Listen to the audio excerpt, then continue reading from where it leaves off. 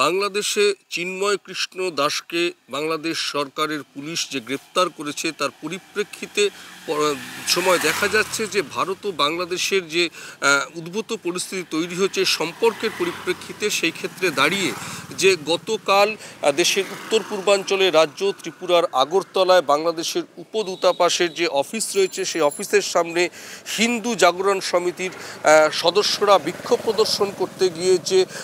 অতর্কিতে যে হামলা চালিয়েছিল এবং সেই হামলার পরিপ্রেক্ষিতে যে পরিস্থিতি তৈরি হয়েছে, সেই জায়গা থেকে কিন্তু দাঁড়িয়ে আজকে কিন্তু সেখানে জানা যাচ্ছে, যেটা এখনো পর্যন্ত যেটা সর্বশেষ খবর, সেখানকার রাজ্য প্রশাসন এবং কেন্দ্রের তরফে কিন্তু হস্তক্ষেপ করার ফলেই কিন্তু 7 জনকে পুলিশ প্রশাসনের যারা দায়িত্ব ছিল তাদেরকে 7 জনকে গ্রেপ্তার করা হয়েছে, শোকজ করা হয়েছে এবং পদ থেকে সরিয়ে দেওয়া হয়েছে ডেপুটি পুলিশ সুপারকে। সেই জায়গা থেকে দাঁড়িয়ে আজকে কিন্তু যেটা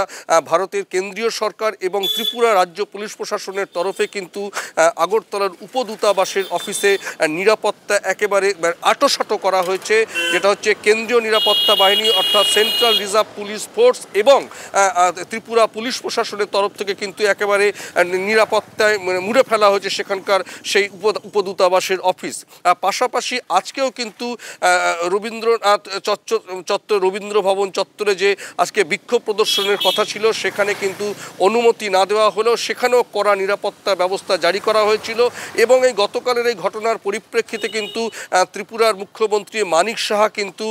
দ্ব্যর্থহীন ভাষায় কিন্তু এর সমালোচনা করেছেন যে বিক্ষোভ প্রদর্শন হতে পারে, কিন্তু যে হামলার ঘটনা ঘটেছে সেটা কিন্তু কোনোভাবেই কাম্য নয়। সেই জায়গা থেকে দাঁড়িয়ে একটা পরিস্থিতি যেটা দেখা যাচ্ছে যে ত্রিপুরার উপদূতাবাসের যে অফিস আগরতলা, সেই উপদূতাবাসের অফিস কিন্তু আপাতত বন্ধ রাখা হয়েছে। সর্বশেষ যেটা খবর সেটা হচ্ছে প্রণয় ভার্মা, ভারতীয় হাইকমিশনের তরফে যিনি ঢাকায় পোস্টেড রয়েছেন, তাকে যখন আজকে তলব করা হয়েছিল তিনি কিন্তু বলেছেন যে এই একটা ঘটনাকে কেন্দ্র করে ভারত এবং বাংলাদেশের সম্পর্ক কখনো নষ্ট হতে পারে না এবং সেটার দিকে কিন্তু ভারত সরকার সজাগ থাকবে। পারস্পরিক দেশের সম্পর্ক যে একটা উদ্ভূত পরিস্থিতি তৈরি হয়েছে, সেই জায়গা থেকেও কিন্তু আজকে এই যে ভারত সরকারের তরফে এবং ত্রিপুরা রাজ্য প্রশাসনের তরফ থেকে যে কড়া পদক্ষেপ নেওয়া হয়েছে, এবং শুধু না গোটা দেশেরই যত বাংলাদেশ উপদূতাবাসের যত অফিস আছে সব জায়গায় কিন্তু নিরাপত্তা বাড়িয়ে দেওয়া হয়েছে কঠোরভাবে। একটা গতকালের একটা ঘটনা আমরা জানি যে মাননীয় মুখ্যমন্ত্রী মমতা বন্দ্যোপাধ্যায় বিধানসভায় বলেছিলেন যে বাংলাদেশের শান্তিরক্ষা বাহিনী পাঠানোর জন্যে, সেটা নিয়ে কিন্তু একটা সমালোচনার ঝড় ইতিমধ্যে উঠেছে। যদিও তার কথা রেস ধরেই কিন্তু তৃণমূল কংগ্রেসের সংসদীয় কমিটির যিনি চেয়ারম্যান রয়েছেন সুদীপ বন্দ্যোপাধ্যায়, তিনি কিন্তু আজকেও সেটা কিন্তু সংসদে সেই প্রকাশ্যে সেই বিষয়টি বলেছেন। কিন্তু সর্বশেষ পরিস্থিতি যেটা হচ্ছে গতকালের ঘটনা অনভিপ্রেত বলে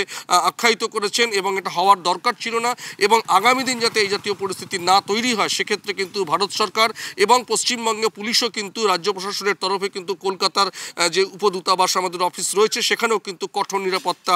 বেষ্টনীতে ঘিরে ফেলা রয়েছে সেখানকার অফিসও। পরমাশিস ঘোষ রায়, RTV ইন্টারন্যাশনাল, কলকাতা।